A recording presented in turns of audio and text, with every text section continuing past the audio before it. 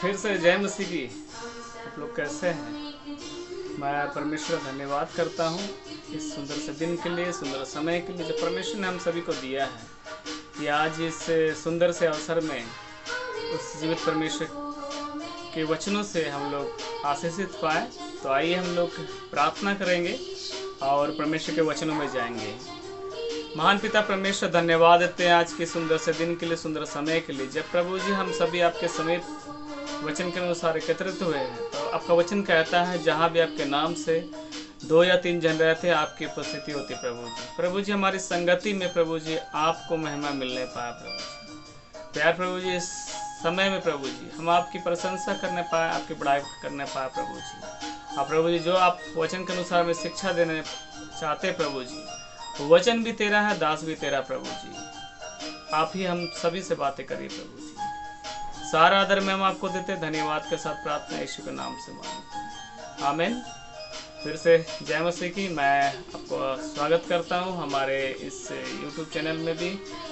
मैं reverend Chandan John, Emmanuel prayer house church का founder, मैं आपका स्वागत करता हूं आज की इस सुंदर से दिन। क्योंकि सुंदर दिन कहने का मतलब है कि संसार के लोग भी इस दिन को मानते हैं, जिसको बोलता है शिक्षक दिवस, है ना। तो इसलिए हम लोग प्रभु के लोगों के लिए बड़ी आशीष परमेश्वर ने अपने वचनों में परमेश्वर ने बड़ी आशीष को रख दिया है। उन्हीं आशीष को मैं लेके आया हूँ। आइए इस आशीषों को हम लोग करेंगे। उन्हीं आशीषों को मैं आप लोगों को बताना चाहता हूँ। बोलता जीवित परमेश्वर के प्रिय लोगों, मैं आप लोग को ये सबसे पहले मैं परमेश्वर धन्यवाद करता हूँ कि हम सभी को ये सुंदर सा अवसर मिला कि परमेश्वर के वचनों को से हम सीखेंगे। और जीवित परमेश्वर बताया कि सिखाने वालों के लिए क्या बड़ा प्रतिफल देना चाहता है। आपको ये विशेष अवसर परमेश्वर के वचनों से जो सही तरह से क्या करते हैं, सिखाते हैं। जीवित परमेश्वर उनके लिए एक विशेष प्रतिफल रखा है। और बोलता जीवित परमेश्वर ने मेरे मनों में कल शाम को मैं जब इस अवसर को याद कर रहा था तो परमेश्वर के वचन को याद कर रहा था। जब भी ऐसा कुछ अवसर होता है मैं परमेश्वर के वचन को याद करता हूँ। और परमेश्वर ने मेरे मन में इस बात को डाला। जैसा यहाँ आप दानियल अगर 3 अध्याय उसका 12 अध्याय उसका 3 पद अगर देखें तो वहाँ जैसे लिखा है कि तब सिखाने वाले की चमक आकाश मंडल सी होगी, और जो बहुतों को धर्मी बनाते हैं वे सर्वदा तारों के नाय चमकेंगे। ये वचनों को मैं विश्वास करता हूँ कि इन वचनों के द्वारा आपको बहुत ताय से आशीष प्राप्त होगी। तो आप क्या तैयार हैं इस वचनों को लेने के लिए? तो मैं जब अपने विश्वास जीवन में मैं बढ़ रहा था तो मैं अपने शुरुआती दिनों में कई बार इस वचनों को मैं सुना करता था। और मैं अपने मनों में यह सोचता था कि अपने परमेश्वर के दासों के लिए परमेश्वर ने कितना बड़ा प्रतिफल सोच के रखा है कि सिखाने वालों की चमक आकाश मंडल से होगी, और वे सर्वदा जो तारों के समान क्या करेंगे, प्रकाश में। जो आप रात में तारों को देखते हैं, परमेश्वर ने अपने दासों को तारों के जो प्रकाश है उसके समान माने एक आशीष को रखा है। ये आशीष जो मुझे इस वचनों से बहुत बड़ी आशीष मुझे प्राप्त हुई। और ये आशीष का प्रतिफल का प्रतिरूप परमेश्वर ने मुझे खुद परमेश्वर क्या किया, मुझे अपना दास बनाया है। और मैं परमेश्वर दास बनकर भी परमेश्वर के वचन का शिक्षा देता हूँ, और उस शिक्षा से खुद भी मैं सीखता हूँ। और उस जो परमेश्वर मुझे प्रदान करता है उस शिक्षा के अनुसार मैं चलता हूँ भी और सिखाता भी हूँ। परमेश्वर ने मुझे सौभाग्य दे कि मैं परमेश्वर दास बनकर परमेश्वर के वचन को सिखाया। इसलिए जब इस वचन को मैं पढ़ रहा था तो इस वचनों के द्वारा मैं परमेश्वर ने जो मेरे मन में डाला उन बातों को बताना चाहता हूँ कि जो परमेश्वर के वचन को शिक्षा देता है, विशेषकर वो तो सिखाने वालों की चमक आकाश मंडल से होगी। अब बोलता है कि जो बहुतों को धर्मी बनाते हैं और सर्वदा तारों के नाय प्रकाशमान होंगे। और यदि आप जीव परमेश्वर के वचनों को के द्वारा शिक्षा देते हैं तो बोलता है उनके लिए ये बड़ा प्रतिफल है। अगर मत्ती आप 13 अध्याय उसका 43 वचन को पढ़ेंगे तो वहाँ कहता है जब आप परमेश्वर के राज में जाएंगे तो आप उस धर्मी के समान अपने पिता के राज में सूर्य के समान चमकेंगे। आप जब सुबह उठते हैं तो हम वहाँ देखते हैं सूर्य क्या करता है, आपके लिए एक रोशनी आपके जीवन में लेकर आता है। उसी प्रकार जब आप परमेश्वर के राज में जाएंगे तो वहाँ भी आप परमेश्वर पिता के राज में आप क्या करेंगे, अपने परमेश्वर जो आपको देना चाहते हैं उस राज में सूर्य के समान क्या चमकेंगे। बात बोलता है तब आप तभी सिखाने वाले की ये सबसे बड़े आशीष होगी। और यदि आप ऐसा विचार कर रहे हैं कि जब आप इस संसार में रह रहे हैं कि बोलता है कि मुझे सांसारिक आशीष नहीं मिल रही है, और बोलता है कि तो इस सांसारिक आशीष को लेकर बोलता आत्मिक आशीष को लेकर क्या करें। ऐसा बहुत सारे मैं अपने विश्वास जीवन में सुना है ना, बहुत सारे विश्वासियों के जीवन से मैंने देखा है। तो बोलता है सांसारिक आशीष तो मुझे नहीं मिल रही, मुझे इस आशीष को लेकर क्या करेंगे। मगर उनके लिए मैं परमेश्वर के वचन से कहना चाहता हूँ कि बोलता है कि लूका उसका 12 अध्याय 29-30 वचन को आप पढ़ेंगे तो बोलता है कि तुम इस बात की खोज में ना रहो क्या खाएंगे क्या पिएंगे, और संदेह ना करो। बोलता है क्योंकि संसार की जाति इन वस्तुओं की खोज में रहता है। बोलता तुम्हारा पिता जानता है कि तुम्हें इन वस्तुओं की आवश्यकता। परमेश्वर आपकी हर आवश्यकता को जानता है। आपको किसी के सामने हाथ फैलाने के लिए जरूरत नहीं है। आपको यदि आपको हाथ फैलाना उस परमेश्वर के सामने मांगे, बोलता मांगो तो दिया जाए, ढूंढो तो पाओ, खटखटाओ तो खुला जाएगा। इसलिए आपको किसी बात के लिए चिंता करने की जरूरत नहीं है। मगर जब वचनों को मैं पढ़ रहा था, सच बात यह है कि आज इस अंतिम युग में बहुत लोगों का प्रेम क्या हो रहा है, ठंडा होते जा रहा है। अच्छे से अच्छे विश्वासी जो अपने विश्वास जीवन को छोड़कर संसार विलासा में क्या हो लिप्त हो जा रहा है। ऐसे जनों से के लिए मैं सोचता हूँ कि जब इस संसार की आशीष नहीं मिल रही है तो बोलता है कि हमें वो आशीष ले क्या करेंगे। ऐसे ही लोग ही सोचते हैं जो संसार के आशीष के वो चाहते हैं, स्वर्गीय आशीष को नहीं चाहते हैं। हाँ, तो मगर परमेश्वर का वचन ऐसा सिखाता हमें, बोलता है ऐसे से हमको दूर रहना है। ऐसे जो लोग करते हैं है ना, ऐसे लोग से क्या करना है, आपको दूर रहना है। जब प्रभु यीशु मसीह जब इस दुनिया में था तो हम इस बातों को देखते हैं कि प्रभु यीशु मसीह मत्ती का 23 अध्याय पढ़ेंगे तो बोलता है ऐसे लोगों के लिए बोलता है कि हाय शब्द क्या किया कहा गया। मैं उस वचनों को जल्दी मैं पढ़ देना चाहता हूँ। जैसा यहाँ कहता है कि 23 का 2 पद बोलता है कि शास्त्री और फरीसी मूसा की गद्दी पर बैठे, इसलिए तुम में से जो कुछ वह कहे और मानना, परंतु उनके जैसा काम मत करना। मतलब उनसे काम मत करना, उनके जैसा मैंने काम नहीं करना। उसके बाद 3-8 पद में बोलता है कि परंतु तुम रब्बी ना कहलाना, क्योंकि तुम्हारा पिता बता तुम्हारा एक ही गुरु है, तुम सब भाई हो, और पृथ्वी में किसी को पिता ना कहना, तुम्हारा एक ही पिता। ऐसा कहा। उसके बाद जब 13 वचन से आप पढ़ेंगे तो बोलता है कि 13 वचन, उसके बाद 15, 16, 17, 18, 19, 23, 24, 25 और 26, 27 और 29 वचन को आप पढ़ेंगे तो आप देखते हैं कि हाय शब्द पर यीशु मसीह ने कहा कि ऐसे शिक्षा देने वालों के लिए हाय। मैं केवल 13 वचन को मैं पढ़ना चाहता हूँ। कहता है कि हे कपटी शास्त्रियों और फरीसियों, तुम पर हाय, तुम मनुष्य के विरोध में स्वयं बोलता है स्वर्ग के राज के द्वार बंद करते हो, ना तो अपने यहाँ प्रवेश करते हो और ना उसमें प्रवेश करने वालों को प्रवेश करने देते हो। ऐसे शिक्षा देने वालों को परमेश्वर क्या करता है, हाय कहता है। तो अगर इस तो जब यीशु मसीह मैंने जब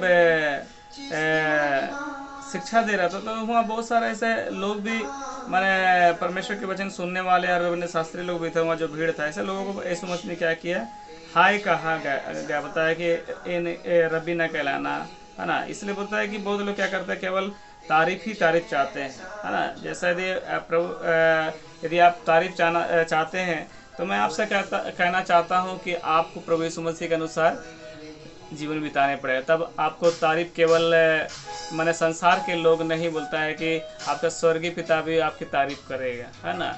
इसलिए आपको संसार की आशीष को लेने के लिए स्वर्गीय पिता की आशीष तारीफ को लेने की जरूरत है। इसलिए जब इन वचनों को जब मैं बांट रहा हूँ तो यदि आप परमेश्वर के वचन के अनुसार करते हैं तो आपके लिए सबसे बड़ी आशीष है।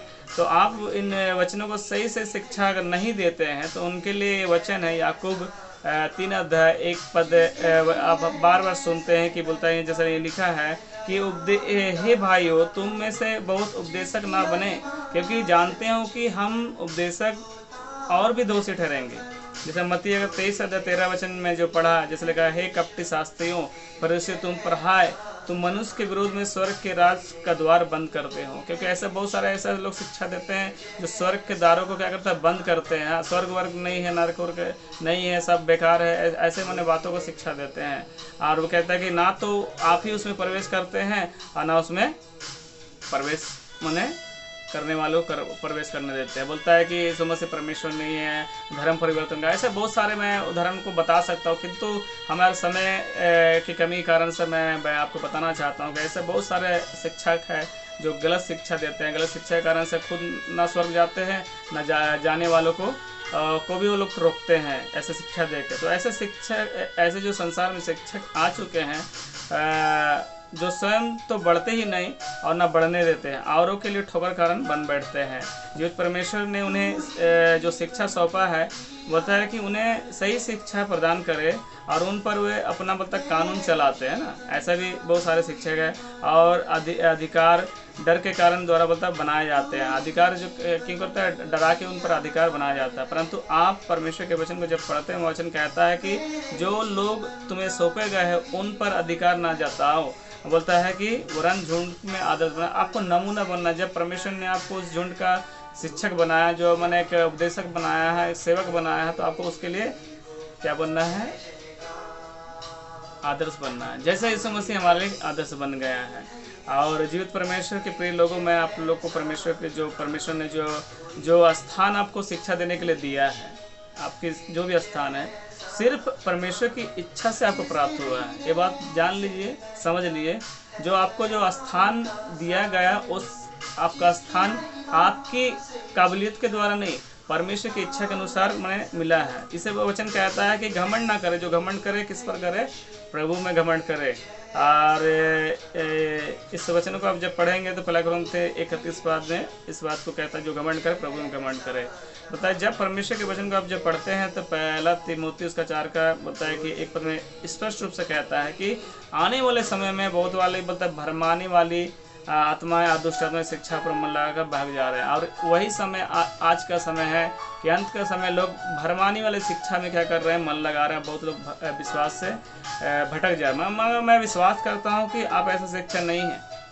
औरों को क्या कर रहे हैं, ठोकर कारण हम नहीं बनते हैं, और ऐसा शिक्षक है तो औरों के कारण ठोकर कारण बन जाते हैं। जीवित परमेश्वर ने जो आपको उस शिक्षा का स्थान में रखा है ना, जहाँ से आप शिक्षा देते हैं, तो परमेश्वर की योजना का एक भाग है ना। और यह कहता है कि आपको साधारण रूप से मैं समझाने के लिए मैं आपको एक उदाहरण देना चाहता हूँ कि जो स्थान परमेश्वर ने आपको दिया है, पता है कि आपको शिक्षा का स्थान ग्रहण करने से पहले आपको ट्रेनिंग लेते थे। ट्रेनिंग में आपको सफल नहीं होंगे तो आप उस शिक्षा को देने के लिए उस स्थान को आप मैंने नहीं पा सकते हैं।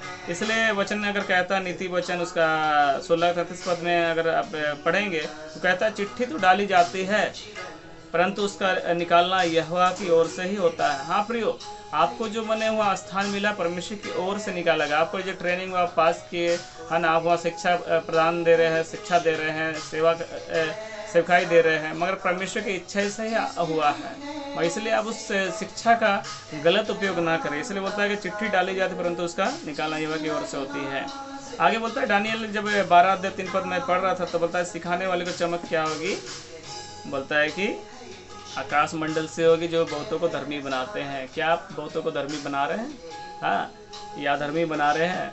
अगर ऐसा कर रहे तो आप तारों के समान नहीं चमकेंगे, आकाश मंडल के समान आपकी चमक नहीं होगी, है ना, सर्वदा नहीं चमकेगा। मैं जीवित परमेश्वर यीशु मसीह का धन्यवाद करता हूँ कि परमेश्वर ने हम सभी को कितनी बड़ी उपाधि दी है। पर आज ऐसे बहुत सारे लोग हैं, मैं उन पर हाय हाय कहता हूँ, जो बोलता है कि शिक्षा क्या कर रहे हैं, बिजनेस बना लिए हैं, है ना, बिजनेस बना लिए। सही शिक्षा प्रदान नहीं करते हैं, कितनों को नाश की ओर ले जा रहे हैं ना, है ना। आप सोशल मीडिया में भी देख सकते हैं, है ना। सोशल मीडिया में शिक्षा सही तरह से लोग प्रदान नहीं कर रहे हैं, है ना।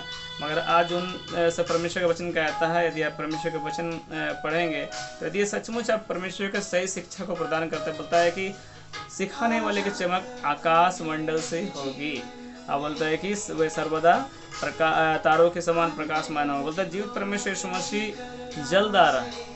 क्या आपको विश्वास है यीशु मसीह आ रहा है ना। यदि आपको विश्वास है यीशु मसीह आ रहा है तो आपको जो सौंपा गया है ब्याज सहित आपसे हिसाब करेगा, और जो सौंपा गया है और आपको सौंपे जाने शिक्षा वाले शिक्षा, जो आपको सौंपे जाने वाले जो शिक्षा है, कितना प्रतिफल माने आया है। बता जीवित परमेश्वर में बोलता है कि उस शिक्षा के अनुसार मैंने जो भी प्रतिफल आया परमेश्वर हिसाब करेगा। अगर वो शिक्षा के अनुसार प्रतिफल नहीं आया तो वही शिक्षा कारण आपका नाश का कारण बन जाएंगे। इसलिए आप शिक्षा को बिजनेस ना बनाएं। आप सेंट में पाए हैं, सेंट में देख रहे हैं, और सेंट में विश्वास योग तक आप पहुंचा दीजिए। और जीवित परमेश्वर यीशु मसीह का मैं धन्यवाद करता हूँ कि परमेश्वर ने सुंदर सा मौका दिया है, कि इस जानने का मौका दिया है, समझने का मौका दिया है कि आज संसार में ऐसा बहुत सारे शिक्षक हैं जो सही शिक्षा नहीं दे रहे हैं, वचन का शिक्षा भी देने वाले और ऐसा सोशल शिक्षा देने वाले भी अपने शिक्षा को बिजनेस बना के रखें। इसलिए ऐसा शिक्षक से कहता है यदि आप सही शिक्षा नहीं देंगे परमेश्वर आपका न्याय करेगा। मगर ऐसा शिक्षकों से कहता है जो आप सही शिक्षा देते हैं, आपका सिखाने वाले के कारण क्या बोलता है कि आपकी चमक आकाश की मंडल से होगी, और बोलता है तारों के समान सर्वदा आप प्रकाशमान रहेंगे। मगर जो शिक्षा लेते हैं उनके लिए परमेश्वर का वचन कहता है। आइए इस वचन को पढ़ेंगे। पहला थिस्सलुनीकी 5:12 और 13 वचन में बोलता है कि हे भाइयों, हम तुमसे विनती करते हैं कि जो तुम में परिश्रम करते हैं, आप बोलता है कि प्रभु यीशु मसीह में प्रभु तुम्हारे अगुए हैं। बोलता है कि हे भाइयों, हम तुमसे विनती करते हैं कि जो तुम में परिश्रम करते हैं, माने आपके लिए जो परिश्रम करते हैं शिक्षा के लिए, मतलब प्रभु में तुम्हारे अगुए हैं, तुम्हें शिक्षा देते हैं, उनकी मानो, है ना। बहुत सारे ऐसे प्रभु के माने लोग हैं, जन हैं जो शिक्षा देते तो नहीं मानते, उनके अनुसार नहीं चलते हैं। इसलिए बोलता है कि उनकी मानो, उनके कामों के कारण प्रेम के साथ उनको बहुत ही आदर के योग समझो और आपस में मेल मिलाप से रहो। तो इसलिए प्रियो मौका है आप लोग को, उस जिन्होंने आपको शिक्षा दिया है उन्हें विश करिए, उनका आदर करिए, और जब कलीसिया में जाते हैं उनको सम्मान करिए और उनके लिए प्रार्थना करिए। वो आपके लिए प्रार्थना करता, आप भी उनके लिए क्या प्रार्थना करिए।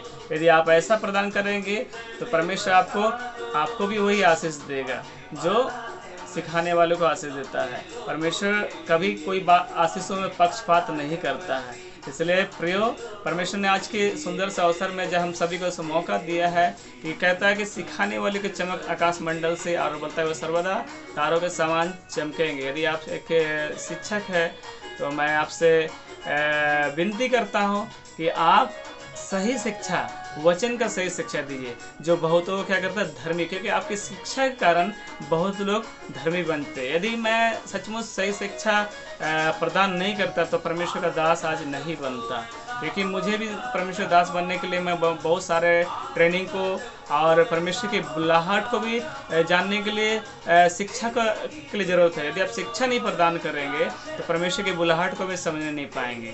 तो क्या आप इस सुंदर से अवसर में अपने शिक्षकों को याद करके उनके लिए प्रार्थना करेंगे और उन्हें आदर के योग समझेंगे और उन्हें सम्मान देंगे। और मैं उनसे भी कहता हूँ जो मने शिक्षक है, यदि आप सही शिक्षा देते सचमुच परमेश्वर आपको बड़ी उपाधि देगा। सिखाने वाले की बोलता है चमक, बोलता है कि आकाश की मंडल सी होगी और वह सर्वदा आकाश के तारों के समान चमकेंगे। तो मैं इतना ही कह के आज के वचन को समाप्त करता हूँ। अब मैं परमेश्वर का धन्यवाद करता हूँ, परमेश्वर ने हम लोग को मौका दिया है कि आज शिक्षकों के लिए प्रार्थना करें। क्या आप तैयार हैं? तो आइए प्रार्थना करें। सर्वशक्तिमान पिता परमेश्वर, मैं धन्यवाद करता हूँ आज के सुंदर से दिन के लिए, सुंदर समय के लिए। प्रभु जी, जो हमारे शिक्षक है उनके लिए प्रार्थना करते जिनके द्वारा हमने प्रभु शिक्षा पाई, और वही शिक्षा के द्वारा प्रभु जी हमने प्रभु जी आपके वचनों को सीखा, हमने उद्धार पाया। इसलिए हम प्रार्थना करते प्रभु जी कि प्रभु जी उन्हें और भी अपने वचनों से प्रभु जी परिपूर्ण कर दे, कि प्रभु जी आपके वचन की शिक्षा अच्छी तरह से और भी देने पाए, कि उनके द्वारा और भी लोग धर्मी बनते जाए प्रभु जी। हाँ प्रभु जी, जो लोग संसार में आज शिक्षा को बिजनेस बना के बन बैठे हैं, मैं प्रार्थना करते हैं प्रभु जी, क्योंकि तू जल्द से जल्द आने वाला है प्रभु जी। हम प्रार्थना करते हैं ऐसा बिजनेस करने वालों के लिए, विशेषकर प्रभु जी आप उन्हें प्रभु जी उनका न्याय करिए, कि सही शिक्षा ऐसे लोगों तक पहुंचा सके जो से शिक्षा की जरूरत है प्रभु जी। और प्रभु जी सरकार के लिए हम प्रभु जी प्रार्थना करते हैं कि ऐसे जगह प्रभु जी जहाँ स्कूल नहीं है, जहाँ कॉलेज नहीं है, आप प्रभु जी, और ऐसे प्रभु जी संस्थाओं के लिए हम प्रार्थना करते हैं प्रभु जी जहाँ आपका परमेश्वर के वचन की शिक्षा की जरूरत है, ऐसे जगह खुलने पाए। आज के दिन में विशेष अवसर में मैं प्रभु जी पिता परमेश्वर यीशु मसीह के नाम से प्रार्थना करता हूँ, ये निवेदन यीशु मसीह के नाम चरणों में रखता हूँ। मैं विशेषकर प्रार्थना करता हूँ कि प्रभु जी ऐसा ही होने पाए, कि जो शिक्षा देते हैं उनकी चमक आकाश के मंडल और वे सर्वदा तारों के समान प्रकाशमान होंगे। प्रभु जी हम प्रार्थना करते हैं संसार में, आप प्रभु जी हमारे भारत में भी ऐसे बहुत सारे शिक्षक हैं, तो ऐसे शिक्षक को प्रभु जी तेरे हाथों में सौंपते हैं कि सही शिक्षा वो लोग प्रदान करने पाए। और मुझे भी जो जिसके द्वारा शिक्षा मुझे मिला है, और जितने भी आज परमेश्वर के वचन देख रहे हैं उनको भी जो शिक्षा मिला है, वे लोग भी अपने शिक्षकों को याद करके उनके लिए प्रार्थना कर सके, उनको आदर का योग समझे और उनके लिए प्रार्थना करे और उनके सम्मान करे, और हो सके तो उनके लिए भी मुट्ठी खोल सके। यदि हो सकता है कि उनके शिक्षक आर्थिक रूप से गरीब है, उनके लिए भी मुट्ठी खोल सके, मैं ऐसा प्रार्थना करता हूँ प्रभु जी। हम धन्यवाद करते हैं सुंदर समय के लिए, सुंदर दिन के लिए जो आज शिक्षा दिवस मनाया जा रहा है। तो प्रभु जी इस दिन को भी यीशु मसीह के नाम से सभी को मानने में सहायता कर, क्योंकि तू जल्द से जल्द आने वाला है। और प्रभु जी हम सभी को तैयार होने में सहायता कर। इस सुंदर समय के लिए धन्यवाद करते, प्रार्थना यीशु के नाम से मांगते हैं, आमीन। फिर से मैं आपका धन्यवाद करता हूँ, फिर से जय मसीह कहता हूँ। आप जब इस मैसेज को देखेंगे तो आप शेयर करके भी परमेश्वर के वचन को लोगों को परमेश्वर संदेश पहुंचा सकते हैं। और जब आप हमारे यूट्यूब चैनल देखें, ज़रूर करके आप सब्सक्राइब करें, कि बहुत लोगों तक भारतवर्ष में और संसार के अंत तक जहां इस हिंदी शिक्षा का प्रचार हो सकता है। और यदि हो सकता है कि आप लोग चाहते हैं तो इस वीडियो को इंग्लिश ट्रांसलेट करके भी आप लोग इस शिक्षा को प्रदान कर सकते हैं, इसलिए मैं अनुमति देता हूं। इसलिए मैं परमेश्वर का दास आपसे विनती करता हूं, आप लोग जरूर सब्सक्राइब करिए। ये छोटी सी समय के लिए मैं परमेश्वर धन्यवाद करता हूँ। फिर से आप लोग धन्यवाद कर जय मसीह कहता है। प्रभु आप लोगों को आशीष दे।